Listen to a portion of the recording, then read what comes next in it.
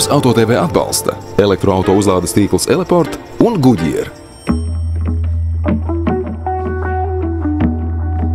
Šodien Tavs Auto TV divi šķietami līdzīgi, tomēr dvēselē atšķirīgi automobiļi. Hyundai Kona Hybrid un Kona Electric. Viens no tiem aprīkots ar ekonomisku 1,6 litru hibrīdzinēju, savukārt otram ir alerģija pret benzīnu. Tas pārtiek tikai no elektroenerģijas, un Rīgā sastrēguma laikā ar to iespējams baudīt privilēģijas, pārvietojoties pa sabiedriskā transporta joslām. Bet vai tās ir vienīgās atšķirības starp šiem diviem braucamajiem? To šodien mēģināsim noskaidrot. Un darīsim to kopā ar aktieri Daini Grūbi. Strādājis 12 gadus Dailas teātrī, Covid laikā viņš aktiera profesiju pameta, lai pievērstos uzņēmējdarbībai. Tomēr bez aktieru spēles Dainis neiztiek, un šobrīd uz ekrāniem nonāk daudzsēriju mākslas filma Dumpis. Par Dumpi uz PSRS pretzemūdeņu kuģa Storoževoji, un šajā filmā Dainim ir galvenā Valērija Špagina loma. Piedod, mans draugs, ka manis dēļ arī tu ļaudīm šķiti ārprātīgs, tāpat kā es. Un kad tevi ievilināja maldos, kuros pats biju iestidzis, un tu noticēji, ka pasaulē ir dzīvojuši un dzīvo klaiņojoši bruņinieki. Bez skatuves iztikt es varu. Gribās. Ir brīži, kad tā kā sagribās, bet tādas latviski tāda vārda mums nebūs, bet tādas lomkas man nav bijušas pēc skatuves. Bet arī ejot prom no teātra, es jau sev uzreiz pateicu, ka es nekad neatteikšos no kino. Ja, no filmēšanās. Un man tie projektiņi nāk filmēšanās, un es to garšu dabūnu atpakaļ. Gaidām pirmizrādi, kas tūlīt arī būs, 10. aprīlī ir pirmizrāde. Patiesībā gaidu ar nepacietību, jo tas, ko es esmu redzējis, tas mani ļoti tā labi pārsteidz. Tur ir ļoti liels fantastisks komandas darbs, un Andrejs ir fantastiski pastrādājis, kā režisors, Gatis kā operators, ja, un tad viss, protams, gaismas un visi pārējie. Es lieku lielas tādas cerības uz to seriālu. Pie visa tā, ka tā mašīna ir salīdzinoši maza, bet viņa vizuāli izskatās liela. Un tad muskuļaina viņa izskatās, agresīva diezgan. Es zinu, ka salīdzinot ar veco Konu, šī ir arī lielāka, nedaudz lielāka. Lai gan vārdu Kona pazīstama jau kopš 2017. gada, un šis spēkrats šķietami saglabājas kripatiņu no sava senča dizaina vaipstiem, tas tomēr ir pilnībā jauns auto. Otrajā pauzē Kona ir kļuvusi ne tikai lielāka vai ietilpīgāka, bet arī nobriedušāka. Gan no tehnoloģiskā pildījuma, gan no dizaina skatpunkta. Muskuļotas riteņu arkas, masīvs auto deguns un arī šī gaismas virtene gan auto priekšpusē, gan aizmugurē piešķir automobilim atlētiskāku tēlu.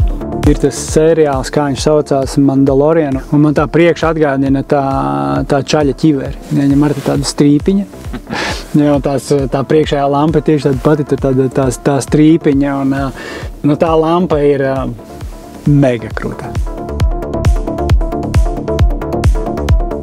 Kona ir viens no lielākajiem, ietilpīgākajiem auto savā klasē. Tās garums ir 4 metri un vairāk nekā 35 centimetri. Tas ir par 175 mm vairāk nekā pirmajā paudzē.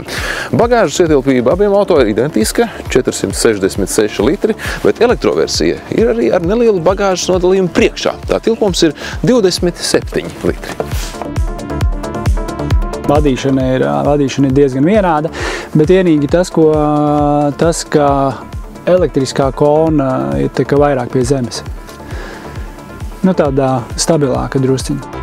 Ja runājam par dinamiku, tad šajā sprintā ar rezultātu 10,9 pret 7,8 sekundēm līdz 100 uzvarēs Kona Electric. Starp citu, Kona EV pircējiem tiek piedāvāta divās versijās ar 48,4 vai 65,4 kWh akumulātoru.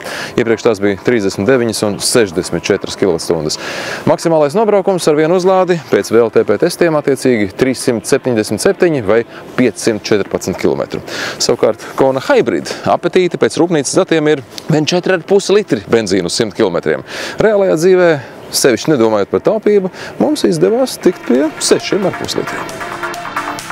Ja šodien jāizvēlās, tad es ņemtu Hyundai Kona Hybrid.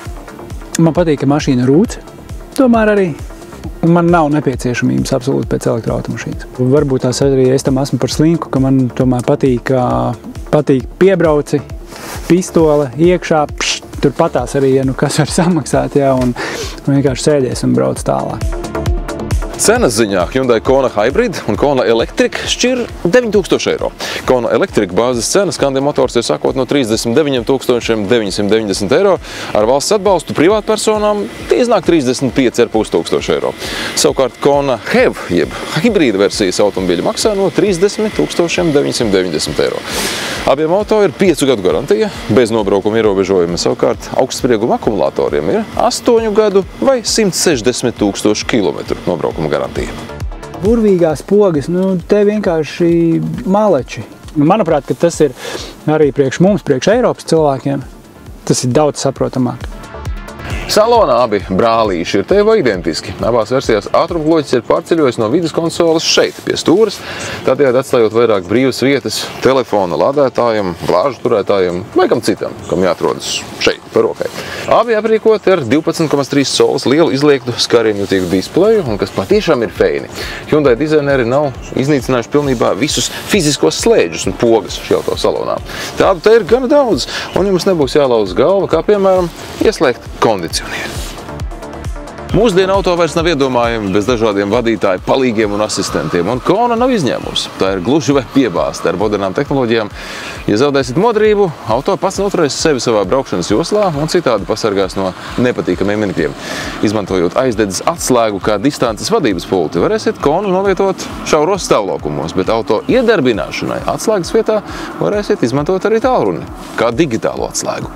Pie visa, manuprāt, ka šobrīd cilvēkam iegādājoties mašīnu, vajag, kā man viens pazīstams čalis, gadu lika Exceli, viņš brauc ar lietotu automašīnu. Gadu lika visu Exceli, visus izdevumus, absolūti visu. Un beigās viņš saprata to, ka viņam ir daudz izdevīgāk paņemt jaunu automašīnu un maksāt operatīvo.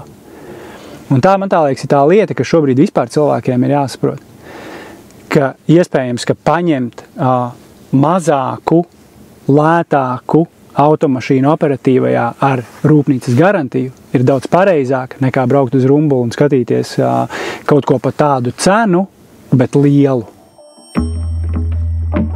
Tas šajā reizē arī viss, bet noslēgumā tiem, kuri vēl joprojām baidās no automobiļiem, kas tapuši ārpus Eiropas Savienības, varam atklāt faktu, ka šie auto tiek ražot Eiropā, Hyundai rūpnīcā Čehijā.